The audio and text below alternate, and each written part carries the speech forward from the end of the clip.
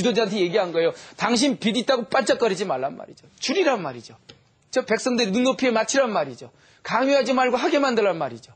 마치 조그만 생선을 굽듯이 스스로 익도록 만들란 말이죠.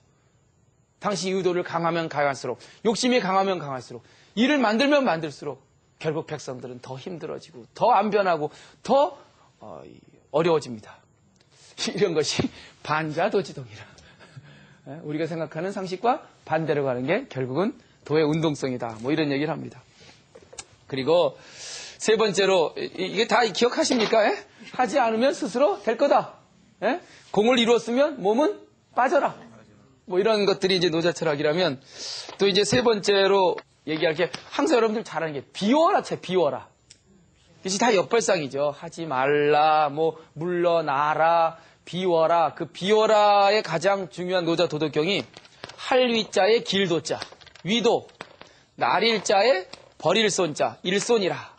한번 읽어보세요. 위도 일손. 위도 일손. 도를 닦는다는 것은 날마다 날마다 버리는 일이다. 에? 버리는 것이야말로 도 닦는 일이래요. 뭘 버려야 돼요? 에? 일단 아랫배부터 버려야죠. 에? 제일 먼저 버려야 될 건 내 군더더기부터 버려야 돼요. 요즘 21세기는요. 왜 사람들이 에? 노자에 대해서 관심이 갔냐면 바로 그 부분이 이게 요즘 버리는 게 경쟁력이라도요. 에? 요즘 건축하는데 이 아파트 짓는 데 가보면요. 옛날에는 가장 아름다운 집이 뭐였어요? 채우는 일이었어요.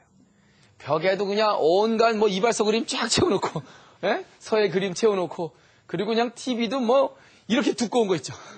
1인용, 2인용, 3인용 소파 꽉 채워놓고 가면 이게 부자다. 요즘 진짜 부잣집 가면요. 안에 가면 아무것도 없어요. 테레비 벽 안에 들어가 있어요. 장롱 붙박이로 돼 있어요. 그러니까 요즘은 비우는 게 훨씬 더 설계비용이 많이 들어요. 그래서 얼마나 비우느냐가 경쟁력인 요즘 시대에 노자 도덕경은 딱 맞아 떨어져요. 그래서 이 비움의 철학은 정말 노자가 꿈꿨던 가장 중요한 역발상 중에 하나입니다. 그래서 노자는 그런 얘기를 해요. 비운다는 게 결국은 없앤다는 게 얼마나 인생에 효용성이 있는 줄 아느냐? 이 역설을 갖다가 이제 얘기합니다. 무라는 없애고 비우는 게 그게 정말 그러니까 비우고 없애는 게 가장 중요한 쓸모가 될 수 있다는 얘기를 해요. 예를 들어서 그런 얘기를 합니다. 첫 번째는 그릇을 보라. 그릇이라고 하는 건 선치위기라 진흙을 빚어서 그릇을 만드는데 그릇은 속 안이 비어있다. 그래서 물이나 뭐를 담을 수 있는 용도가 생긴다. 맞죠? 네. 만약 그릇이 안 비어있으면요. 이거는요. 용도가 없어져요. 비었기 때문에 용도가 있는 거 아니냐. 두 번째는 방을 봐라. 집은 창문과 문이 있고 그 안이 비어있기 때문에 사람이 들어갈 수 있는 용도가 생기는 것이다. 그 다음 세 번째로 노자가 드는 게 크랭크 바퀴 축이에요. 그러니까 노자는요. 그 당시 과학기술도 완전 꿰찼던 사람이에요. 저 굴러가는 마차를 봐라. 위대한 요즘 말하면 자동차죠. 자동차가 왜 굴러가냔 말이죠. 크랭크 축이 비어있기 때문에 그 마차 바퀴살이 그 비어있는 속을 들어간다. 만약 꽉 차여 있다면 바퀴살이 못 들어가고 그런 바퀴로서의 그 용도가 안 생긴다. 그릇이든 집이든 크랭크 축이든 결국 비어있기 때문에 수레가 굴러가고 집에서 살 수 있고 무엇을 담을 수 있는 거 아닌가. 보라 당신들 너무 채우려 하지 않는가. 거꾸로 가라. 비우는 게 결국 당신의 인생에 이롭다. 이게 비움의 철학의 논리예요. 비울 준비 돼 있죠? 네. 일단 통장부터 비우세요. 그냥 채워놓고 10년 뒤, 20년 뒤에 이거 갖고 내가 효도할 겁니다. 이러지 마시고 그냥 있을 때 어머니 순대라도 사다 주시고 좀 있을 때 사람들 친구 불러서 밥도 먹고요. 우리가 왜 이용한다는 말 있죠? 이용한다. 이용이란 뜻이 뭐예요? 뭐뭐를 이용한다는 얘기 하잖아요. 노자가 이용이라는 개념을 처음 만든 사람이에요. 쌓는다는 것이 리다. 프라핏. 이해가십니까? 네. 뭐든지 돈을 쌓든 책을 쌓든 그게 이익이죠. 네. 그런데 그 쌓는 것을 비우는 게 용이다. 이런 말을 해요.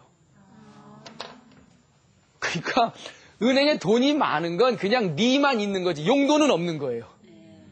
그것이 찾아져서 주변 사람들 위해서 쓰일 때 그게 진짜 이용이죠. 돈 이용 못하는 사람 많아요. 있는데도 쌓아만 놔둬요. 그래 항상 만나면 그래. 내가 얼마 있는데.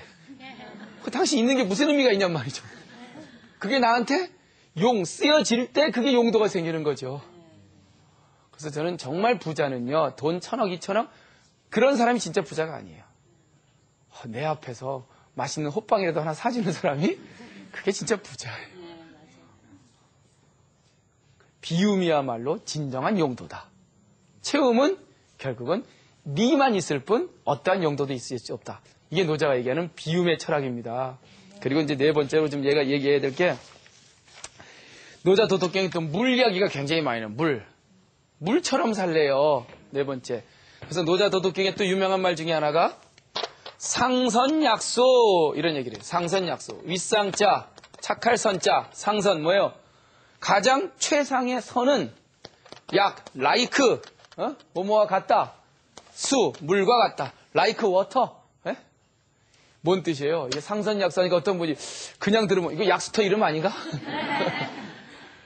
상선약수라. 가장 위대한 선은 물처럼 사는 것이지요.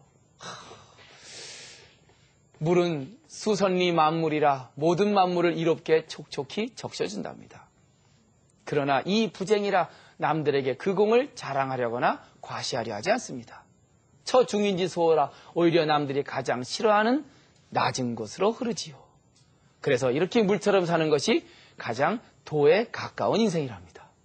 이게 들어와요? 예? 네. 왜 물이 위대해요? 모든 만물을 이롭게 했단 말이에요. 근데 이롭게 해준 게 위대한 게 아니라 그렇다고 해서 내가 너를 얼마나 이롭게 해줬는데 라고 그들한테 강요하거나 의도하지 않고 오히려 처중인지소 남들이 가장 싫어하는 낮은 곳으로 흐르잖아요. 그래서 뭐가 돼요? 강이 되고 바다가 되잖아요. 정말 큰 바다가 되려면요 낮춰야 됩니다. 물이 만약에 내가 너희들한테 얼마나 너희들한테 이익을 줬는데 너희들 감을 때 내가 생명수를 줬는데 하고 어깨 힘주고 위로 올라가면요 웅덩이밖에 안 돼요. 시간 지나면 썩어버리는. 그래서 정말 큰 바다가 되고 강이 되려면 물처럼 낮춰라. 이 낮추는 것이야말로 정말 위대한 바다를 만들어낼 수 있는 굉장히 중요한 하나의 방식이라는 거죠. 자, 이 노자 도덕경 철학 전체적 느낌을 한번 보세요. 예? 우리의 상식을 파괴하라. 당신이 추구하고 있는 삶, 당신이 달려가고 있는 그 브레이크 없는 그 인생의 그 과속. 어쩌면 그것이 정답이 아닐 수 있다. 거꾸로 가는 그것이 도의 가장 중요한 운동 방향이다. 예? 적은 생선을 굽는 것처럼 스스로 익을 수 있도록 만들어라. 그것이 오히려 스스로 익을 수 있는 방식이 되는 것이다. 하지 않았지만 저절로 그렇게 되리라. 공을 이루었지만 그 공에게 머물려 하지 마라. 공을 이루었으면 깔끔